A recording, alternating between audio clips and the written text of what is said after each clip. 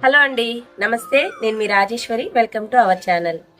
ఈ రోజు అయితే మరొక మంచి రెసిపీతో మీ ముందుకు వచ్చానండి. అదేంటంటే మన ఇంటి దగ్గర ఒక 4 వంగ చెట్లను అయితే వేసానండి. వాటితో కాయలు వచ్చాయి. సో ఇక్కడ దగ్గర కేజీ దాకా వంకాయలు వచ్చాయండి. ఫ్రెండ్స్, ఈరోజు అయితే ఈ వంకాయలతో మా అత్తమ్మ చేత కూర చేపిస్తానండి. కట్టెల పొయ్యి మీద కుండలో చాలా టేస్టీగా ఉంటుంది. పాతకాలం పద్ధతిలో ఎలా అయితే చేస్తారో అలా చేసి చూపిస్తామండి. చింతాకు, ఎండుపక్కెలు, వంకాయలు వేసి కూర చేస్తుందండి. చాలా బాగుంటుంది. అన్నంలోకి బాగుంటుంది, రాగి సంగట్లోకి బాగుంటుందండి. ఈజీ వేలో టేస్టీగా ఎలా చేయాలో చేసి చూపిస్తామండి. లేట్ చేయకుండా ప్రాసెస్లోకి అయితే వెళ్దాం.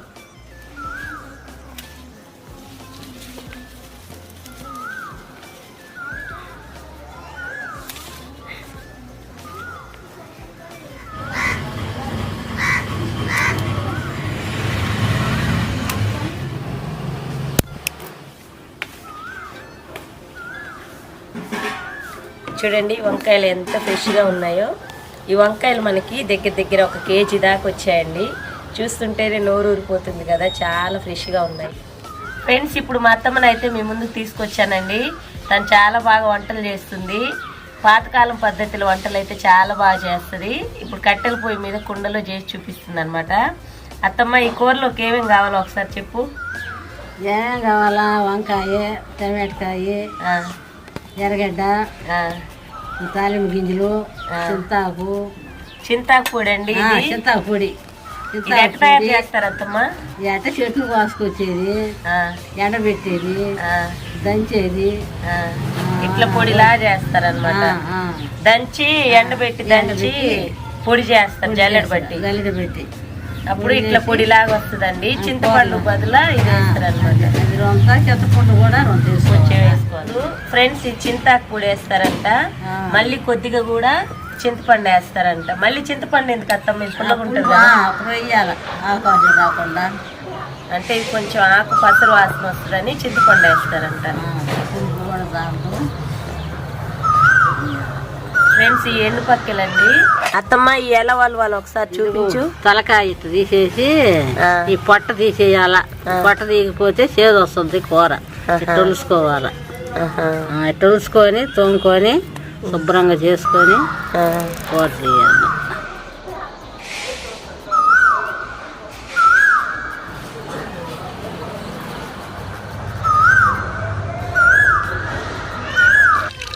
ఇప్పుడు నూనె వేసాను, తాలింపు గింజలు, ఆవాలు, పచ్చి ఎర్రగడ్డలు,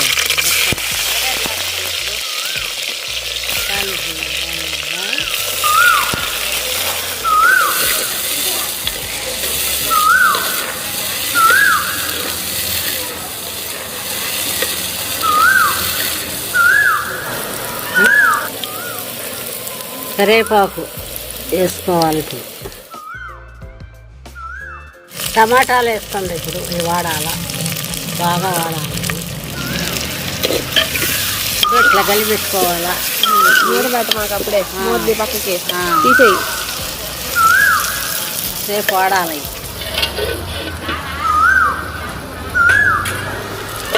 చూడండి, ఇప్పుడు కలిపెట్టుకోవాలి. ఇప్పుడు కలిపెట్టాలా.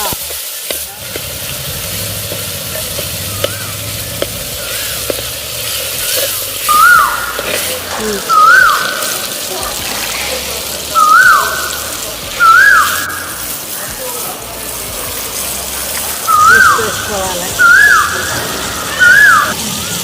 ఉప్పు వేయాలి.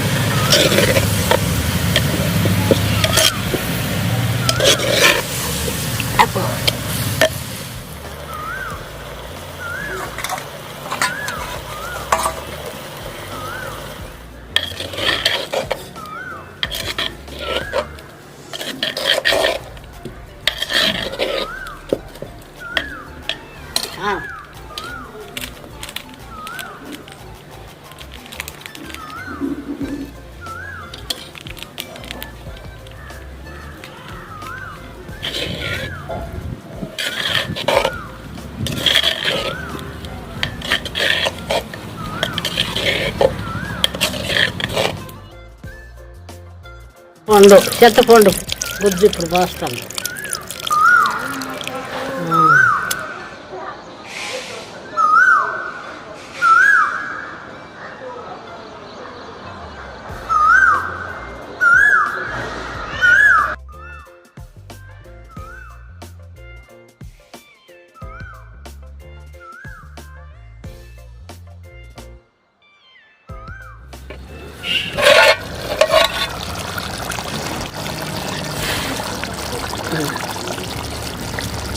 తీస్తే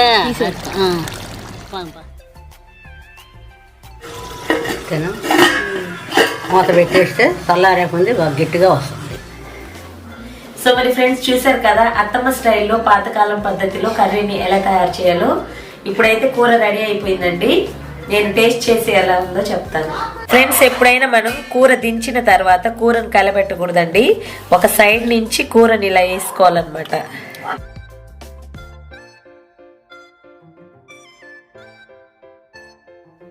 సో మరి ఫ్రెండ్స్ చూసారు కదా మన చెట్ల కాసిన వంకాయలతో చింతాకు వేసి చేపల కూరని ఎలా తయారు చేసుకోవాలో పాతకాలం పద్ధతిలో అత్తయ్య చేసి చూపించారు కదా. సో అయితే ఈ వీడియో మీకు నచ్చినట్లయితే మీరు కూడా తప్పకుండా ఇంట్లో ఒకసారి ట్రై చేయండి. ఇలాంటి వీడియోస్ కోసం మన ఛానల్ ని సబ్స్క్రైబ్ చేసుకొని ఈ వీడియోని మీ ఫ్రెండ్స్ రిలేటివ్స్ కి షేర్ చేయండి. ఇప్పుడైతే నేను టేస్ట్ చేసి చెప్తాను.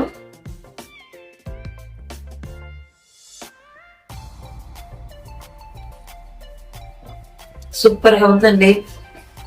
మధ్య